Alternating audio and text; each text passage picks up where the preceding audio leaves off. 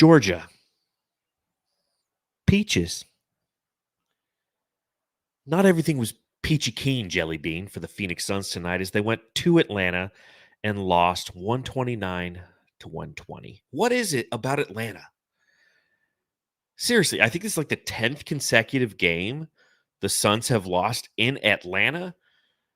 I don't know what it is. It's something in the air. Something in the orange tells me that's not done. But the Phoenix Suns lose. They're now 3-3 on their road trip with one game left to go on this long 7-game road trip, which will commence in Washington, D.C. on Sunday.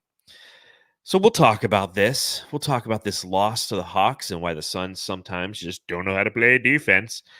And Matthew's not here tonight. He had one too many peach schnapps in preparation for playing against the team from the Peach State, the Atlanta Hawks. So I'm joined by the man who, well, if it has to do with the Phoenix Suns, he's going to make a video about it. You know who it is. Give it up for SunsGeek. What is up, my brother? I don't know which camera to point to. How you doing, man? Thank you so much for inviting me on and ready to talk about this really frustrating loss, man. Yeah, it's one of those ones where I think that going into it, there's an expectation of winning. You just played well against a team in the Brooklyn Nets who aren't really big on the interior, have some wing players, but are a little discombobulated on defense. And now you're playing a team that has like the 29th worst defense in the NBA. And you're like, okay, we just need to outscore them. Even if we suck on defense, we can do that. And then the Suns sucked on defense. And it was just kind of one of those weird games going back to the fact that we just can't win in Atlanta for some reason. Yeah, 100% with you, man. Don't get it, but we'll try to get it here on the Suns Jam Session / Suns Geek mashup if you're watching on YouTube. So if you're mashing it up on the tube, hit Hulk smash that thumbs up button, subscribe, rate, review. If you're listening to the podcast at another date or time, please head over to the Apple site, give us 5 stars, write a review. There are a couple new reviews, but I'll wait till Matthew's back to read those. So everybody, I know that it's Friday night. You're probably going to want to pop them if you got them. So let's pop them. I got this peach schnapps IPA straight from Georgia, ATL. What are you drinking there, Geek? Well, last time I was on the pod with Matthew, I said I wasn't going to drink until trade deadline / Super Bowl weekend. But you know what? I needed a beer today, so I actually got a beer for once. And it is a good old Coors Light. There you go. I need one after today, man. I know you're there with me too, bro. Crack them if you got them, Suns fans. We're cracking them with you. And let's talk, like Suns Geek said, about a frustrating loss at the hands of the Atlanta Hawks. Cheers.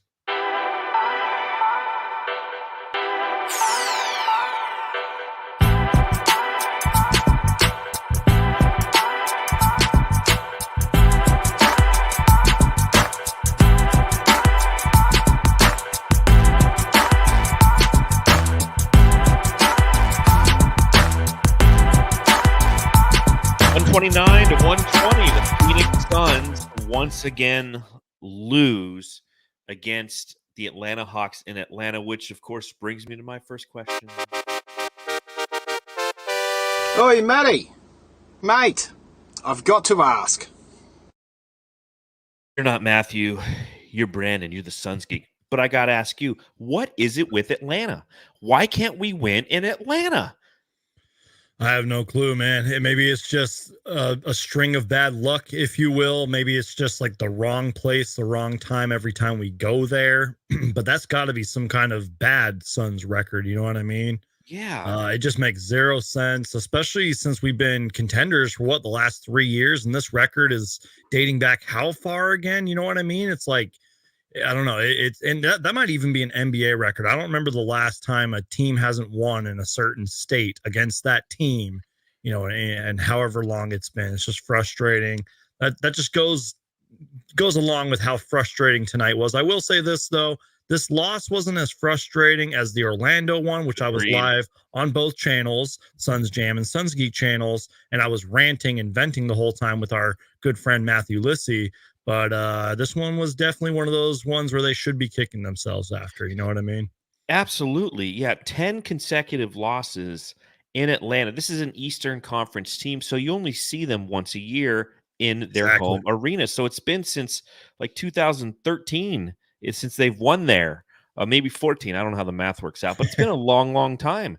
And I don't know what it is about Atlanta either. There's something in it that just doesn't make sense. Now, they mentioned on the broadcast that obviously the Atlanta Hawks is who we played just after the trade deadline last year, after we gutted our team for Kevin Durant. So therefore, it made sense that we didn't win there last year because we were vastly undermanned. And everybody loses on trade deadline day. Yes. You know what I mean? Yes. Yeah. So it's just it's an interesting scenario that we face tonight because the Suns were fighting an uphill battle the majority of the game. Got down by 11 in the first half, fought back, and there was 13 ties, 9 lead changes in this game, but the Suns just couldn't win it in the fourth again. And it comes down to the same old adage that we have with the Suns. It's their ball security in the fourth quarter just becomes, somebody said the Suns are booty juice. I like that.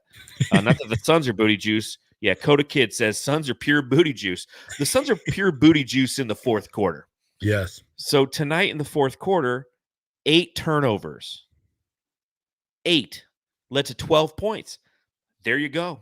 Ball game right there. Yeah, and we only we got outscored by 4 points in that that fourth quarter, but we entered down 5. So we forced 5 turnovers, but we scored 0 points off of them.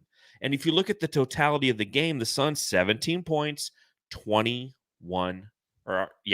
turnovers led to 21 points for the Hawks. And conversely, they only had 10, and we only scored 5 off those turnovers.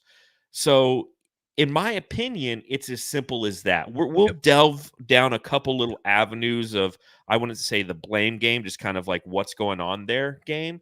But at the end of the day, I think it's that simple. Yeah. Is it not? Am I missing something? Because I see a lot of the Jamsters, a lot of the Geek Squad are in the chat, and they're saying that it's the defense, and we need to fire the coaching staff, and the defense needs to go, and this, that, the other. Is it as simple as the turnovers, or is there something I'm missing? Everybody panic. Everyone hit the panic button. Season's over. Blow it up. Trade everyone at that. No, I'm just kidding. Trade deadline's like a week away. Make it happen. Exactly. Yeah. Blow it up. Let's just start over, start fresh. But no, in all seriousness, it's more than a numbers game, even though I do like my numbers and I like my stats and facts. But it's like, John, you've played basketball. I've played basketball. Even if you just go play basketball in the park, if you turn the ball over, the other team is going to win. And I have been so salty and bitter about the way we have turned the ball over since the beginning of the season, which is why when I did the last Suns podcast with you guys, when Matthew was there, I was bitching and ranting about the turnovers. Excuse my language, but I was pissed off, man. How many did we have in this game and how many did we have in the fourth quarter? It is unacceptable. Frank Vogel should be screaming at them in the locker room. And I'm serious, man. That is just absolutely terrible. And again, put the numbers aside. If you literally hand them the basketball in any game at any level of basketball, I don't even care if it's fifth graders playing out there, the other team is probably going to win, man. It really is that simple. Sometimes basketball can be a little tough to analyze and break down, but this was just one of those simple games, man. And the numbers are right in front of you. Yeah, there's a couple things that consistently will shoot you in the foot.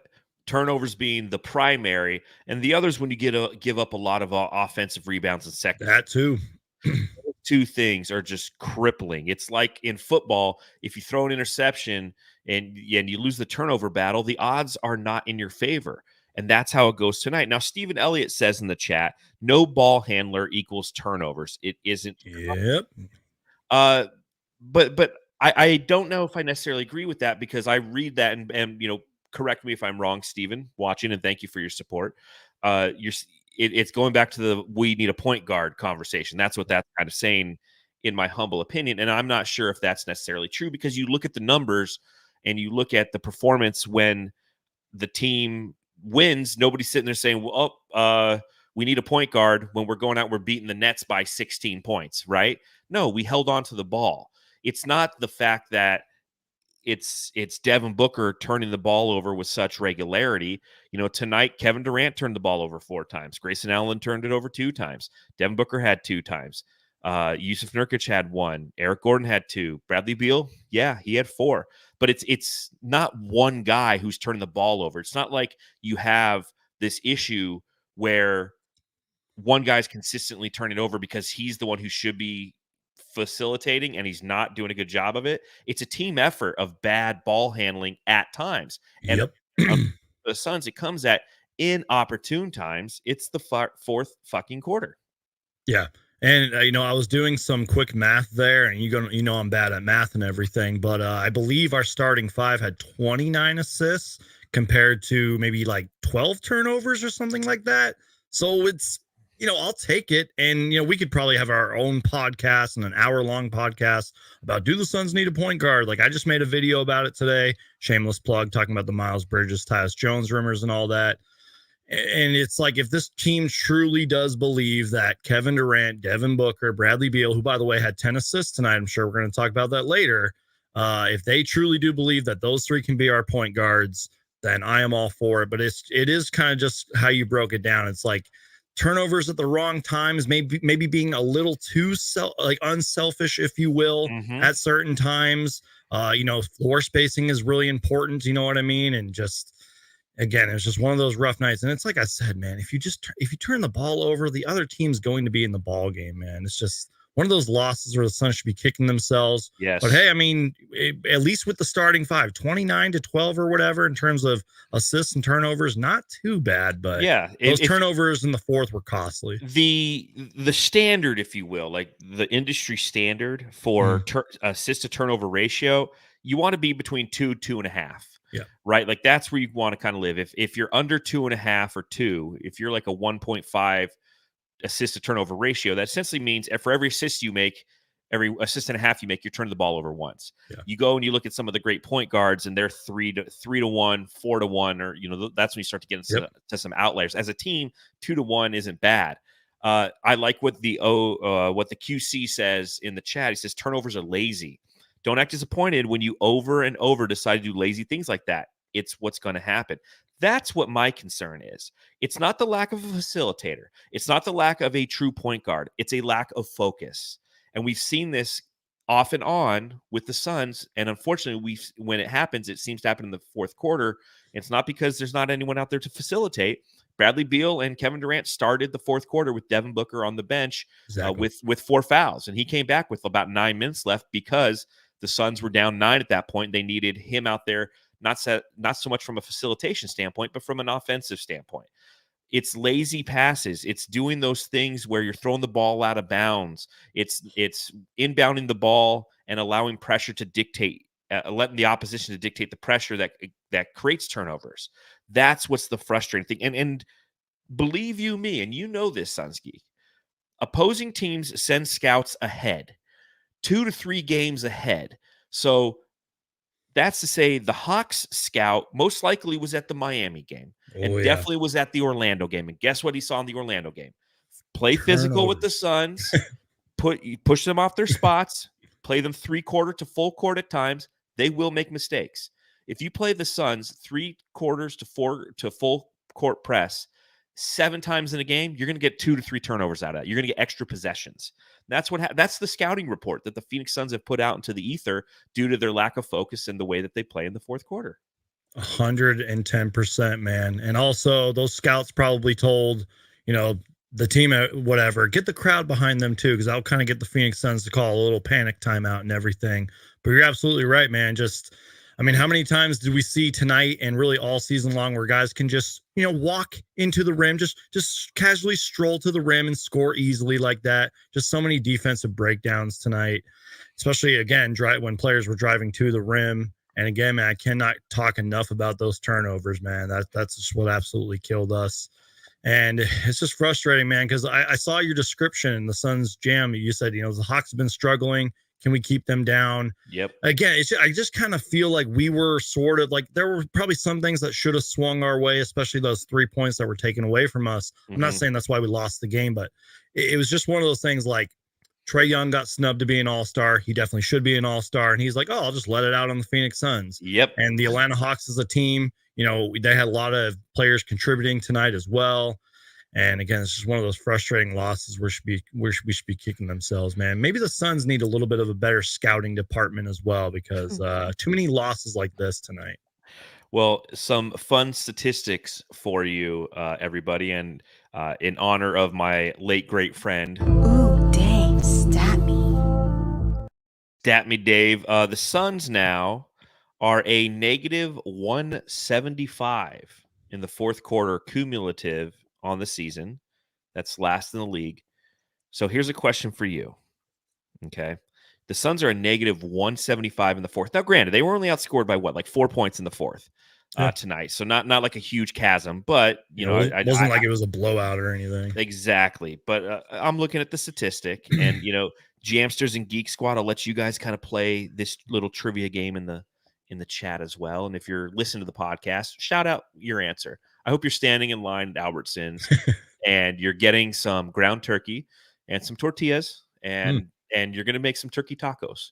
And that's your game plan. Sounds really good, actually. And you got your AirPods in, and you're standing in line, and I'm going to ask a question, and I hope that you just say the answer, and somebody's going to be like, what the Rain Man's going on over there? That guy's just yelling numbers. So it's a number. What is the difference between the Suns, again, negative 175, last in the league in plus minus in the fourth quarter, and the Heat, who are number 29 in plus minus in the fourth quarter? What's that difference? How many more points have the Suns given up than the Miami Heat in the fourth quarter cumulatively on the season? Can I answer that? But of course. 12? 12. So you're I don't saying know why. I'm thinking you're saying 12. they're a negative 163, we're a negative 165. Or 175, I'm sorry. I think so. I mean, you know, numbers and math aren't my strongest suit. It's like, why am I covering basketball if that's the case? But I don't know. I'm sticking to that answer. The difference is 55 points. Oh, God, I was way off. Yeah, the Miami Heat are a negative 120. So the Suns are bad in the fourth. The Pistons are third worst in the league at a negative 108. And then the chasm between 28 and 27, right? The Pistons to the Hornets are a negative 63. So the Suns are 112 points worse than the 20. I didn't think it was that drastically big. I don't know why I was like hovering over the 10, 12 because you don't think, because over a long enough period of time with the Suns now playing 49 games, you think that, hey, it's not going to be that big of a difference. Exactly. But it is. The Suns have the second most turnovers in the fourth quarter. The team that has the most turnovers is the Utah Jazz, and they've played one more game than us. They have 2 more turnovers than the Suns do in the fourth quarter. We have 198 turnovers. We average the most in the league, 4+ turnovers. And you mentioned the Pistons are like better than us in that category. Yes. Oh my God. That's how you know it's bad. Easily. Because they're the worst team in the league. You know, so again, it's these are the factors when the losses happen. But again, and I talked about this earlier in the season. This is why I'm not sitting here pounding my fist at these statistics and being like, you know, what the actual F is going on? We're 28 and 21, right? So it's not like we're a team that's 7 games under 500 and this is a primary factor. We're 28 and we're 21. We're the 6th seed currently in the Western Conference, which is not the play-in. And turnovers are correctable with the talent that is on this team. Preach. But we have to correct it, and we have time to correct it, but some semblance of focus has to come in. And Frank Vogel can sit there and talk to these guys and try to coach them up as much as he can, but he's not the one on the court committing the turnovers. He's not putting them in a position to make turnovers. He's not the one who's committing lazy passes. 8 turnovers in the fourth quarter tonight. 8 turnovers. Yeah. I don't know. There's not much to say there. Yeah, I don't know. Now, I do see a lot of people dogging Brad Beal in the chat, so let's talk about Beal. And she said, you're not the only one, but you're the best, Bradley. Bo, bo. So Bradley Beal tonight, yes, off night, 14 points, 5 of 16 from the field. So 16 field goals to make 14 points. That's not good. Led the team in assists, and he had the 4 turnovers. But the statistic that I see a lot of Jamsters and Geek Swadians stating is the fact that he was 0 of 7 from beyond the arc. Are you concerned in any way, shape, or form? Well, not really. Like, yeah, the 0 for 7 is definitely bad. And, I don't know what his career 3-point percentage is, and even where he was struggling even to make some mid-range shots. But I'm gonna kind of be the biased homer here and kind of defend Bradley Beal because there were a few good moments out there, like when he had that and one drive where he laid it up against Clint Capella and everything. And I guess the reason I'm being a biased homer here is because they were talking about it on the broadcast. Not only does he already have a broken nose and has been playing with a face mask, which has clearly been bugging him, Suns fans, but he got whacked by Onyeka Okongwu, if I pronounced that correctly. And that did look like a whack and everything. So he probably re-broke his nose again. And it's like, I don't care if you're the biggest Bradley Beal hater or lover. It's like, you go put on a mask and go out there and play and try getting hit in the nose and having to play out there. It's like, and again, that neither here nor there with the bad shooting and everything, but it's like, I don't know. I'm going to be the biased homer. Not too concerned, but maybe I'll be a little more concerned if he struggles again, especially playing against the Wizards, the homecoming reunion and everything. And clearly they're one of the worst teams in the league as well. If he struggles then, maybe I'll be a little concerned. Tonight, I'm going to be the biased homer, try to be a little optimistic here and say I'm not too worried. What game did he injure did he get whacked? It was against the Pacers when Miles Turner, kind of. That's right. So he came back in that game. He was 0 of 5 from beyond the arc. Yeah. Then the next game, he was 0 of 5 from beyond the arc. And then he was 2 of 9 against Miami. Then he was 1 of 3 against Brooklyn. And then again tonight, he was 0 of 7. And this is all from 3-point range, right? All from 3-point range. So he is. So yeah, maybe I should be panicking. 3 of 10, 17, 20, 29. He's 3 of 29. He's 10%. 3 of 29 since he got whacked in the face. I'm blaming the mask, man. So like I said, I'm blaming That's the mask. where I'm agreeing with you, my friend. Mm-hmm. Everyone's freaking out, right? And Saul has it. He says, hey, he's averaging 34% from beyond the arc over the last 5 years. Yeah. Okay. He's playing with a mask. He's got a broken nose. He's as you mentioned, Okongwu smacked him in the face today, and they're shoving gauze. I don't know about you, but have you ever stuffed, tampons up your nose and then try to run up and down a court? No. You're not going to be able to breathe. So there's aspects of the game that are not going to be as natural because you're worrying and thinking about other things. So is it disappointing to see him go 0 for 7? Absolutely it is. You want to see Bradley Beal, who was wide open on a lot of those plays. You want to see him knock down those shots. But ultimately, since he's had the mask put on his face, whether it's not even put on his face, since his nose was fucking busted by Miles Turner, the dude is 3 of 29 from beyond the arc. That's pretty bad. That's not good. And I'm guessing there's a correlation there, and that's why I'm not freaking out. Because this isn't a lack of talent. This isn't a lack of ability. This is pure and simple the fact that he is hurting since that mask has been put on and just hasn't been able to hit a shot, and he's probably in his own head a little bit. So also too, sorry to interrupt you, our good friend Flex from Jersey had a tweet too, like it's a make or miss league, and if Bradley Beal was even shooting 25% or better than 10%, as you mentioned, we probably win this game by at least 5 pretty much. That's all I wanted to say. Like if he's just hitting because you mentioned you had a great stat right there with all the last few games and everything, how bad he's been. But in this particular game, if he's at least making a couple more of those shots. And the same thing against the Pacers, right? Yeah. We lose to 2 points on the Pacers. He goes 0 of 5 in that fourth quarter. Exactly. Right? Because again, one of those basketball is simple. It really is that simple to break it down, especially in games like this. Agreed. Completely agreed. I want to get to a couple of super chats real quick. The QC 499 right there says it's cheap to say I'd be glad to see a loss and learn than escape with a win, but there may be some good in exposing issues when do the changes come? And that's what we're kind of waiting on. And the changes have come. Think back to when the Clippers game at the beginning of the year, we were really lost. We ran off 7 in a row. Then we lost a couple games. Then we won 2. then we lost. I mean, it's just welcome to the NBA, everybody. Is the team frustrating? Yeah, every fan base is going exactly. You are not alone. I want to. David in the chat at $1.99 says, "Love the show. Where's our G League team?" I think that's next year. We're going to get that G League team. Matt Ishby has been talking. Low about key, can't wait for that. By the way, yeah, I do too. I love it. I just like having a feeder system. It just makes sense to me. All right, we got to talk about Kevin Durant. Who the heck are you? I'm Kevin Durant. You know who I am. Y'all know who I am. Did anybody see a sniper? Did anybody see anything? I'm one of the best players to ever play the game. 35 points for number 35 tonight. 14 of 24 from the field, including 5 of 9 from beyond the arc. He had 8 assists, 8 rebounds, 2 blocks, or 2 steals, 1 block. A great game from Kevin Durant, especially in that fourth quarter. I think he ended with 16 of his points in the fourth quarter. Mm-hmm. But in that fourth quarter, you know, when I was singing that song just then, you are not alone. Kevin Durant was alone. Booker had 0 points in the fourth. Didn't even attempt a shot.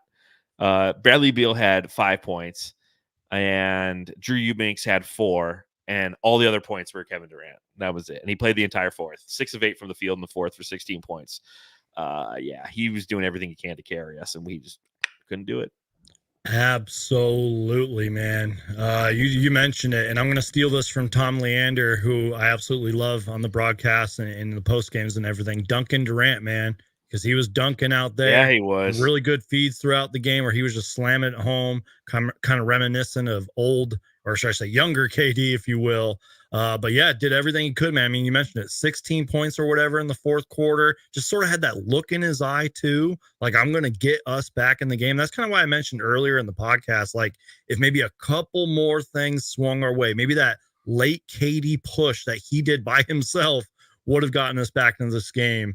But he was just absolutely incredible, man. And I know there's some hardcore KD and hardcore Mikhail and Cam stands out there. And don't get me wrong, I love them too. The twins are great, but this is exactly why you trade for a guy like Kevin freaking Durant, NBA All-Star starter, by the way.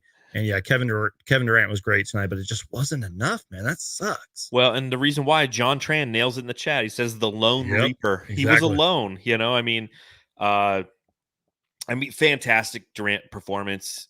He can only do so much, and that's where it falls. You know, like you said, all-star starter Kevin Durant continues to fortify his case to be an all-NBA player this season. Preach. And I love what I saw from him tonight.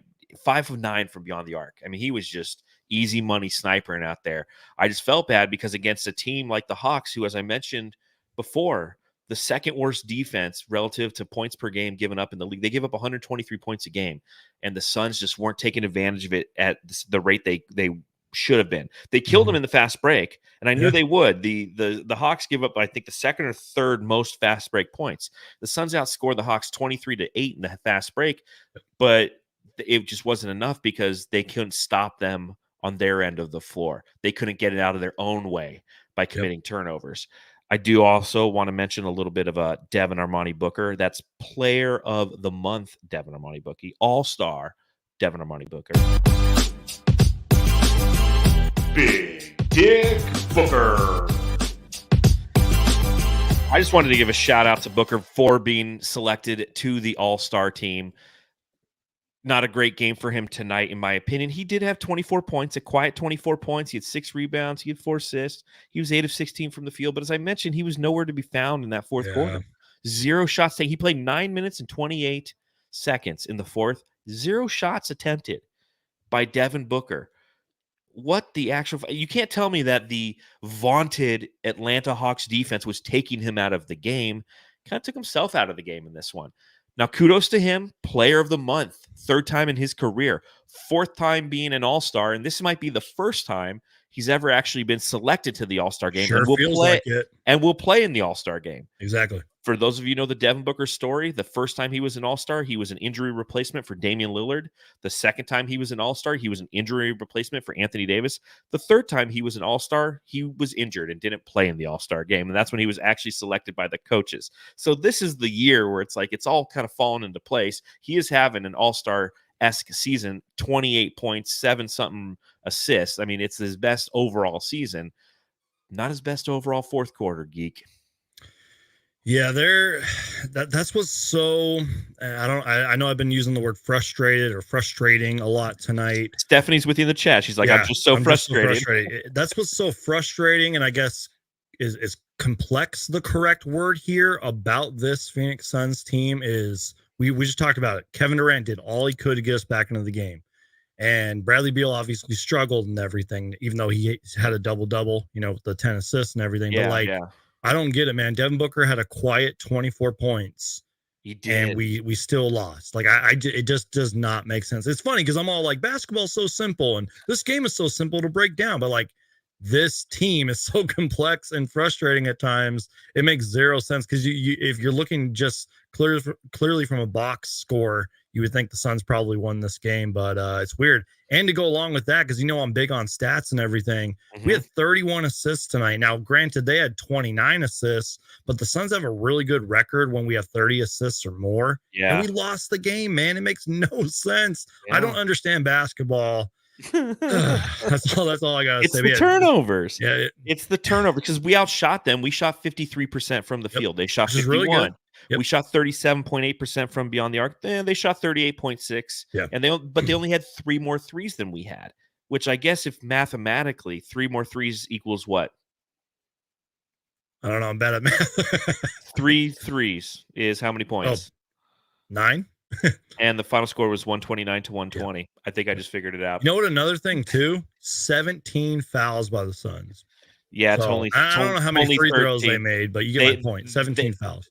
So they were +9 from beyond the arc, and they were +2 at the free throw line. They were 14 of 18. We were 12 of 14. So I like how I can do math in my head when you're talking, and then when you ask me like an easy math question, like 3 times 3, Brandon. We're gonna get there. Okay, this, and then do it one more time. How many fingers am I holding up? That's 12. How many points we lost by. Everyone put in the chat, SunsGeek is bad at math. Do it right now. Well, I will say that I was hanging out on the subreddit of the opposing team. I was in Atlanta tonight where the players play and they ride on them things like every day. It was kind of quiet. I don't have a lot to report, but I'll tell you what I found. The Suns Jam Session subreddit stakeout.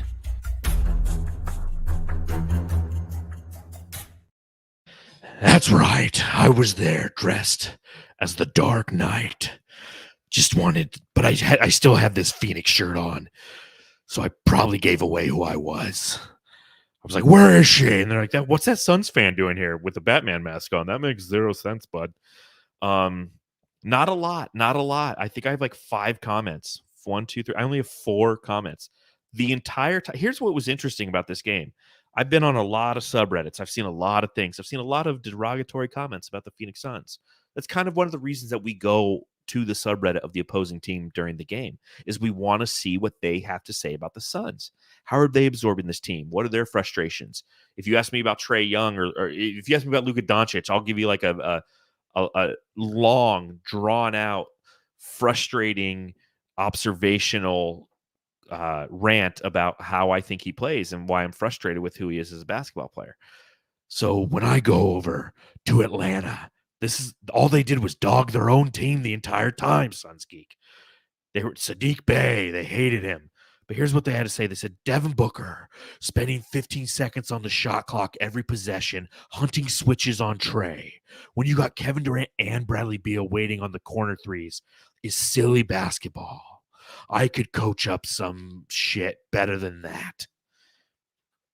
Not wrong. There was one play kind of late in the fourth quarter where they were, I think it was like a fast break, and both Katie and Booker were kind of near the corner, and it looked clogged. You know what I mean? I was like, spacing, bro. Spacing. Yep, spacing. Shit. The Suns got firepower.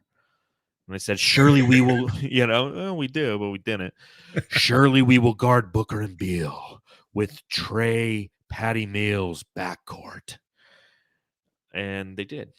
And the only other thing that they had, and I thought it was kind of a funny statement, so I put it in there.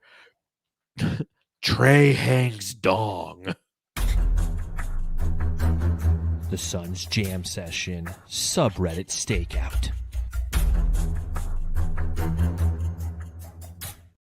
kind of a lame one tonight. Normally we get some good stuff in there. The Atlanta, like I said, people in Atlanta were just dogging their own team. They were tearing apart. They love Bogey. They obviously Bogdanovich was sniping the Suns the entire game. Ended with 25, or was it 25 or 23 points off the bench?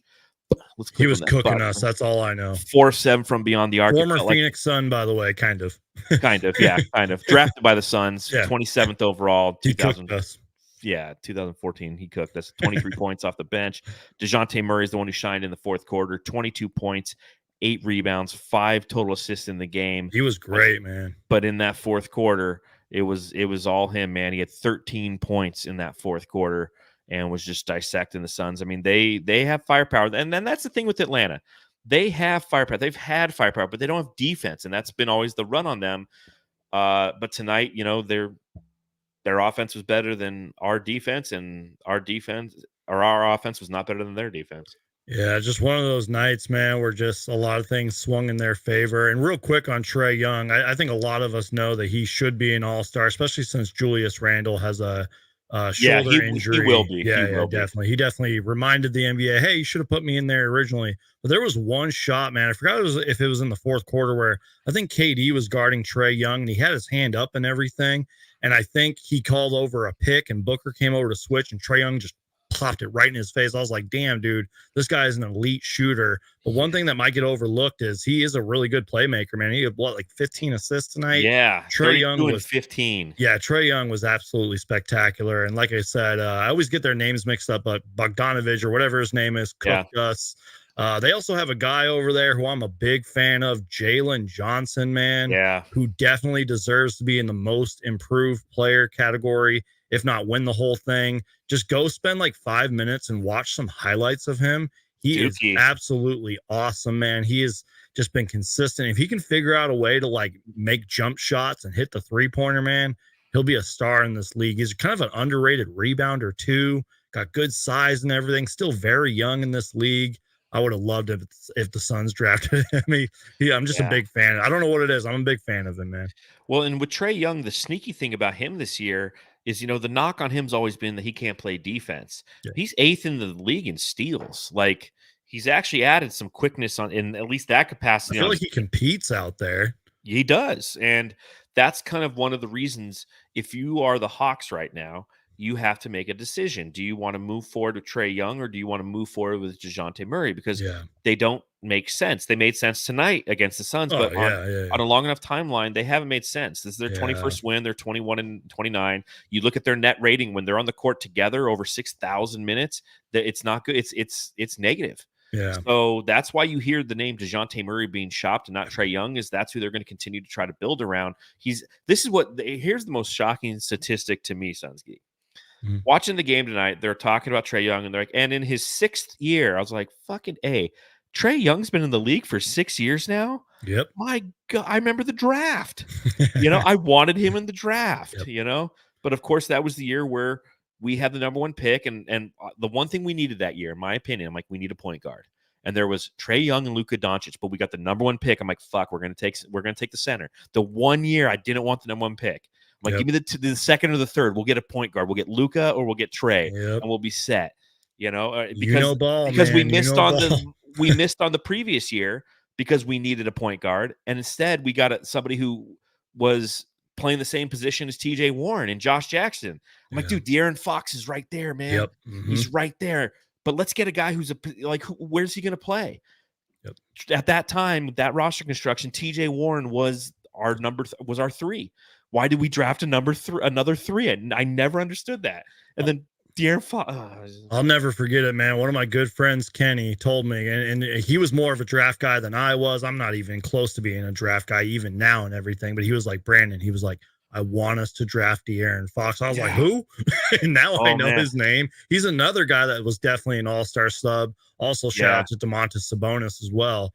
But yeah, man, that was just one of those, the Suns' terrible draft history, man. Yeah, Tyrese Halliburton, another opportunity for a point guard. We just don't draft point guards for some reason, even though this franchise, the back is built on point guards. Yep. I was introduced to Trae Young. I believe they were playing UCLA in the Final Four, Yeah. And Matthew and I were at a Buffalo Wild Wings, and that game was going on every screen. But Matthew and I were sitting at the bar looking at a corner TV because that's the night that Devin Booker dropped 70 on the Celtics, and we were watching that game. Let's Like, go. we watched De'Aaron Fox. I'm like, dude, if that guy comes out in the draft, he went to Kentucky. We need this guy. And of course, Josh Jackson. Anyways, let's hand out the Jam Star.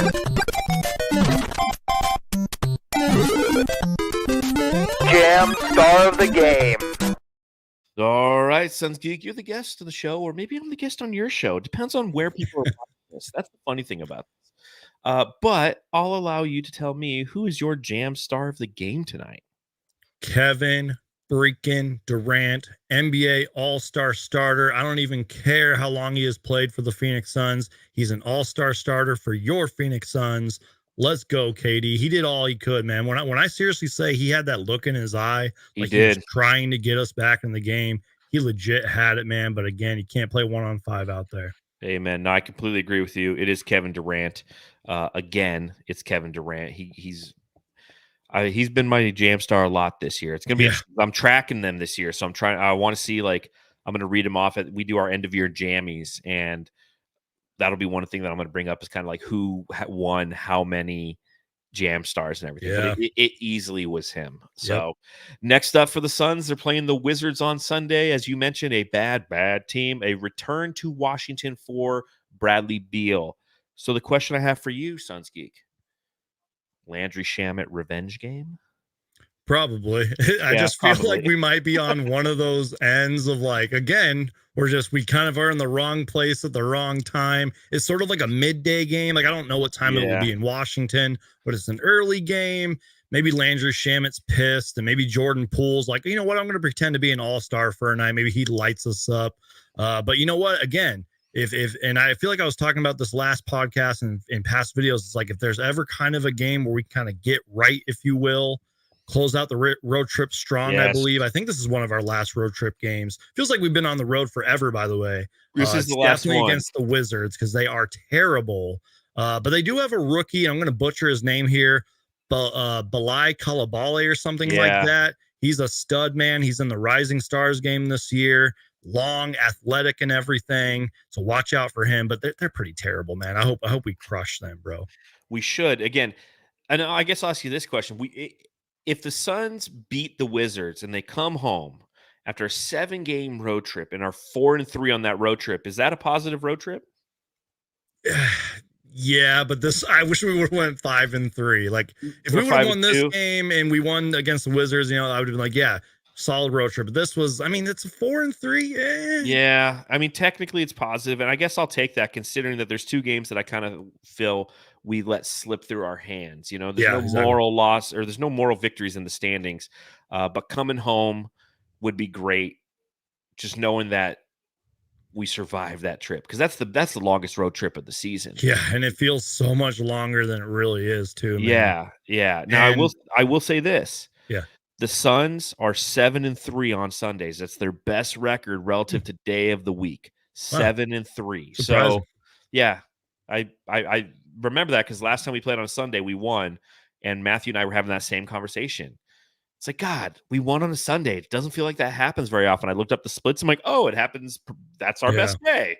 And that's what it happens to be. I was just really, really quickly going to say, like, because you were asking about the road trip and is it a positive and everything. The way I look at it, man, is we need every single win we can get. Not that I'm scared we're going to miss the playoffs or anything, but just because the Western Conference is just so loaded.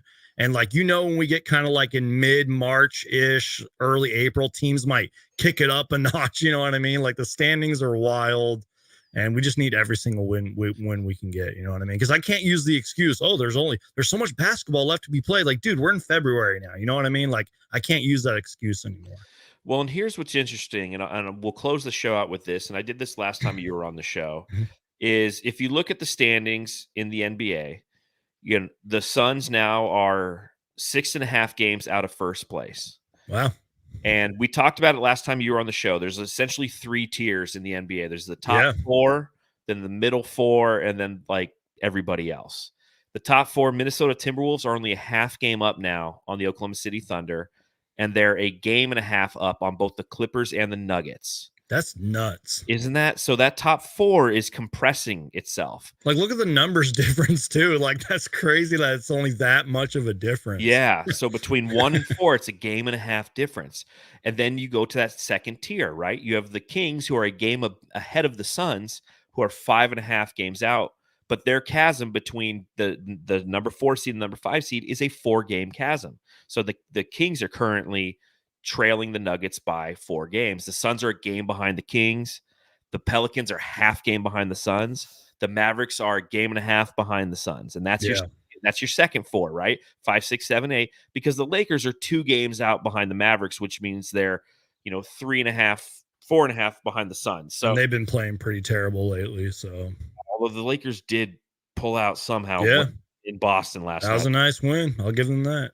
Great White Nope went crazy on the arc. So, but that's where the standings are, Jamsters. So the Suns, the goal, in my opinion, for the Suns is try to get a 5 seed, continue to fight and just don't be in the play-in. I don't think that they can catch any of that top 4 because they're so compressed and they're going to be battling each other. Exactly. But if we can get a 5 or 6 seed, you're going to be okay. You're not going to end up with any of that good old-fashioned home court advantage unless there's an upset. But remember one thing, the Suns are one of the better road teams in the NBA. Yeah. They are one of the better road teams. They're currently 14-10, unfortunately, because of this loss, but they are a decent road team. So, so that's where we stand there, Jamsters and Geek Squad. Again, we're going to be, we'll see how Matthew's feeling on Sunday, but we'll be coming to you live after the Wizards game on Sunday afternoon. SunsGeek, tell everybody where they can find you if they don't know already. Yeah, if you don't know already, just SunsGeek on YouTube, consistently uploading videos all the time, doing as many live shows as I can, especially around the trade deadline. I'll probably be going live a lot and everything. Yes. Doing YouTube shorts. I'm also on TikTok as well, Twitter, MySpace, all these links. You'll probably find me and everything. And just real quick, one more thing on the standings. I know this sounds like wishful thinking here, but if we can just play consistently and quit turning the ball over and maybe just go on a few more winning streaks before the end of the season, and maybe some of those top teams kind of, maybe lose a few games here and there, maybe we can creep back up into the play or the standings and everything. It's a wild season. I just had to get that off my chest. We got a long way to go. 49 exactly. games played. Okay. Exactly. That means there's still 32 to go. Exactly. So, I mean, it's like if we can just maybe a couple more 33. winning streaks consistently and then maybe drop a game here and there. I mean, we want to win every game possible, but you get my point. It's not realistic. Absolutely. And we just need to find consistency with this team, especially on the defensive end. No more of these losses where I'm saying the Suns should be kicking themselves. You know what I mean? Hey, so just had to get that out. But yeah, just, search SunsGeek and you'll find me. And John, seriously, man, I really appreciate doing these shows with both you and Matthew. Thank you guys for allowing me to put this on my platform as well. I know it helps both of our channels. And if you're a Suns Geekateer, go subscribe right now to the Suns Jam Session podcast. Go do it. Appreciate you, SunsGeek, as per usual. You can follow me at Darth Voida on Twitter. You can read all of my writing at brightsideofthesun.com. And on behalf of both of us, just a friendly reminder, go home. Love your family.